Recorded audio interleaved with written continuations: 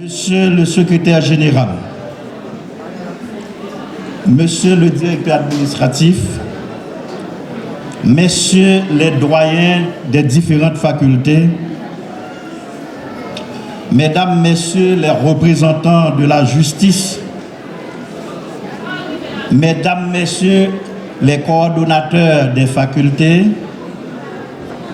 Mesdames, Messieurs les responsables des filières, Mesdames, Messieurs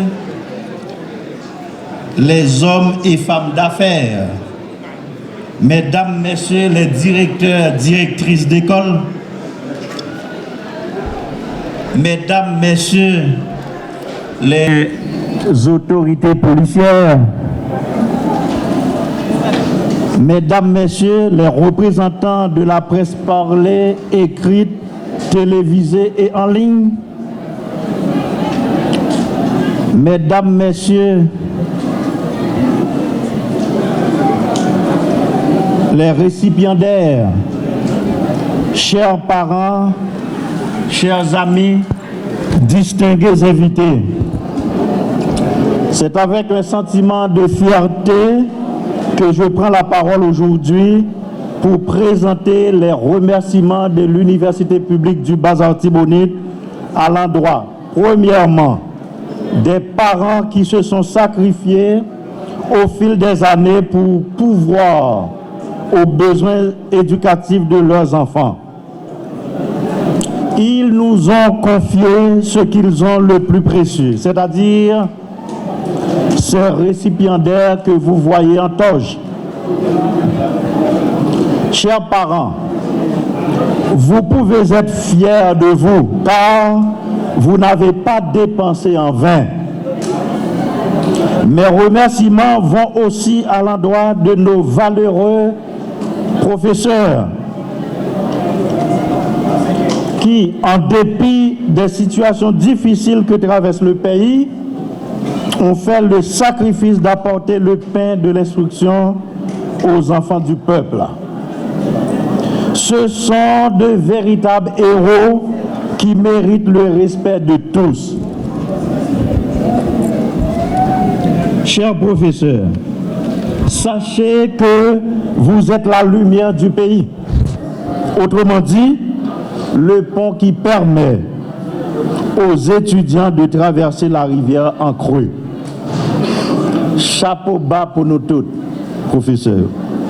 Finalement, nous voulons aussi remercier les dirigeants du ministère de l'Éducation nationale qui, dans un élan de patriotisme, avaient décidé en 2016 de rendre justice à la population en donnant accès à l'enseignement supérieur à un grand nombre de gens du Bas-Artibonite.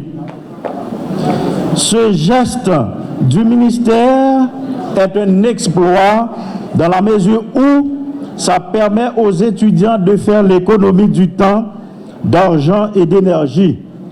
Autrefois, il fallait se rendre à Port-au-Prince ou au Gonaïve pour les études supérieures.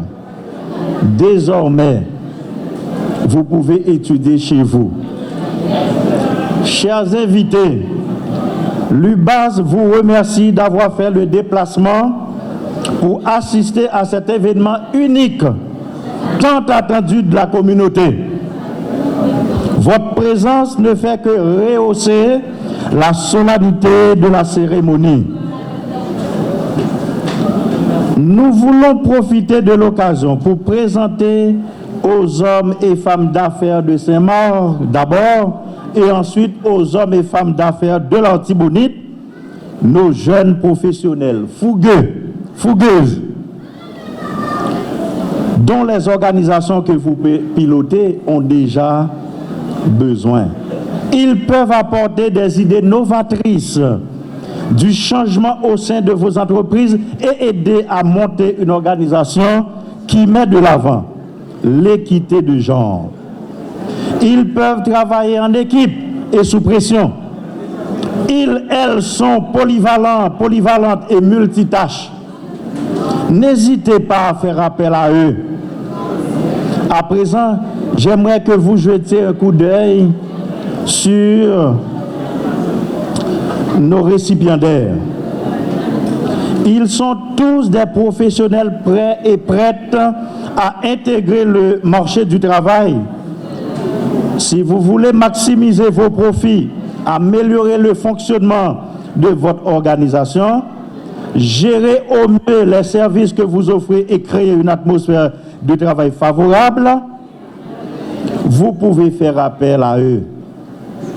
Je voudrais spécialement attirer l'attention des directeurs et directrices d'école présents ici aujourd'hui sur le fait que nous avons devant nous des étudiants formés pour gérer un établissement, pour enseigner en salle de classe et jouer le rôle de superviseur. Nos étudiants sont qualifiés et prêts à mettre leurs compétences à profit. Offrez-leur la chance de contribuer au succès de votre organisation. Faites-leur confiance et faites de l'UBAS un allié de votre entreprise ou votre institution. Chers étudiants des différentes facultés, l'heure a sonné. Vous quittez votre statut d'étudiant, étudiante pour celui de professionnel. Vous devez agir en cohérence avec la formation que vous avez acquise au meilleur de vos compétences et dans un objectif d'arrimer les besoins de l'institution à ceux des personnes qu'elle dessert. Tâchez de vous montrer digne, honnête, moral. Agissez en toute justice et pratiquez en toute l'équité. Vous devez vous montrer responsable et enseigner aux autres à être respectueux des biens publics et privés. Soyez donc bonnes professionnels et continuez à vous former pour éviter de devenir dépassés, périmés et expirés professionnellement. Mesdames, Messieurs, chers convives, l'une des missions qui a été confiée aux membres de la commission était de permettre aux étudiants d'achever leur cours pour qu'ils puissent obtenir leur...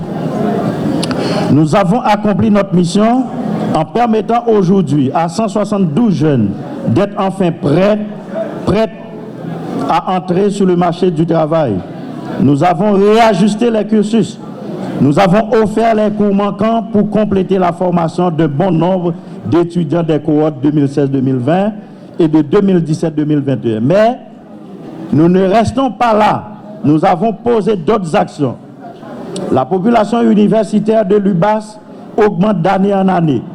Avec les différentes situations sociopolitiques, la région du Bas-Artibonite devient un pôle d'attraction pour les migrants internes, particulièrement ceux qui souhaitent faire des études supérieures. Il y a donc une demande scolaire accrue dans le Bas-Artibonite, forçant l'institution à accroître sa capacité d'accueil. C'est à cette fin que nous avons entrepris des démarches visant à construire d'autres espaces pour agrandir notre institution. La construction de ces espaces débutera tout de suite après cette graduation. Tout cela est rendu possible grâce à une équipe dynamique et compétente, composée des doyens, du secrétaire général, du directeur administratif et de son équipe, du coordonnateur technique, des coordonnateurs des facultés et leurs secrétaires, des responsables de filières, pour ne citer que ces catégories-là. Avec cette équipe, nous comptons initier un volet de recherche à l'UBAS. Conscient qu'une culture de recherche ne peut être imposée du jour au lendemain et ne peut se développer si elle demeure un idéal partagé uniquement par un petit groupe, nous entendons mettre en œuvre différentes actions visant à valoriser concrètement la recherche, à interpeller les professeurs et étudiants sur l'impact que cela pourrait avoir sur le développement socio-économique et culturel de notre société et instaurer le développement et instaurer graduellement un esprit propice aux échanges à la diffusion des connaissances dans des domaines variés du savoir. Nous pensons notamment à des clubs de discussion, revues scientifiques, journaux universitaires, plateformes numériques pour échanges locaux et internationaux. Bien sûr, nous encouragerons les étudiants et le corps professionnel à participer à des recherches systématiques, à publier les résultats de leurs recherches dans des revues locales et internationales, à participer à des congrès scientifiques. Chemin faisant, nous inciterons les enseignants à produire des manuscrits pour alimenter la documentation disponible pour les étudiants et collègues et initier une revue scientifique nationale pour valoriser les travaux des professeurs. Nous entrevoyons aussi des projets visant à encourager les étudiants à organiser des colloques étudiants à l'échelle de l'université d'abord et ensuite, et par la suite pour présenter leurs travaux et échanger entre pairs, avec la collaboration des institutions, organisations et communautés avec qui nous comptons tisser des liens serrés.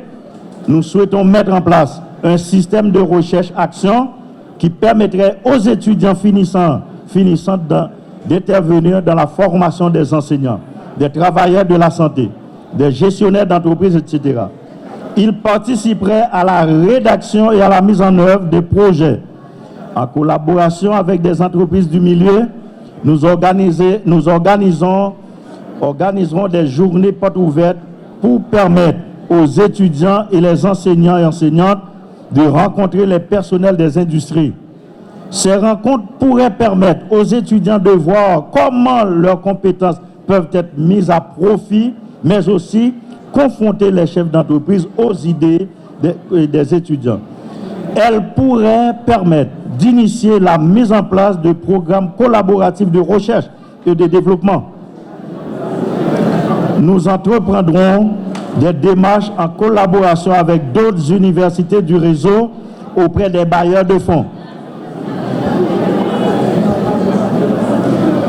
des organismes susceptibles d'offrir des subventions de recherche, des industries susceptibles de financer des projets de développement. Nous comptons ainsi développer de nouveaux partenariats avec des entreprises, des instances du gouvernement, des communautés pour gérer des fonds de recherche sur des problématiques particulières. Enfin, nous développerons un lien avec les autres universités afin de faire des démarches auprès du gouvernement pour mettre en place des organismes de recherche nationaux dans des domaines stratégiques. Au-delà des sujets et des activités même de recherche, nous avons aussi plusieurs préoccupations liées au contexte dans lequel celles-ci se réalisent. Comme plusieurs des recherches à réaliser impliqueront les êtres humains, il apparaît essentiel de créer des équipes de travail pour développer des protocoles d'éthique en recherche, pour protéger la dignité, la confidentialité et le bien-être des participants. Nous imaginons également d'autres projets visant à élaborer un ensemble de règles et de pratiques ayant pour objet de soumettre l'activité scientifique au respect des valeurs ethnoculturelles. Des questions très sensibles en recherche comme la reconnaissance des droits d'auteur, l'intégrité et le plagiat, pour ne citer que celles-là, seraient abordées dans le cadre de tables de concertation dont les travaux viseraient à développer des guides institutionnels, voire nationaux, de bonnes pratiques. Pour la réalisation de plusieurs des points abordés, les décanats, le secrétariat général et moi-même travaillons en étroite collaboration avec les différentes entités de l'université de façon à permettre une approche articulée de l'enseignement et de la pratique de la recherche dans l'institution, dès la licence et dans l'ensemble des cours. Mesdames et messieurs, soutenez l'UBAS pour sa pérennisation. Merci.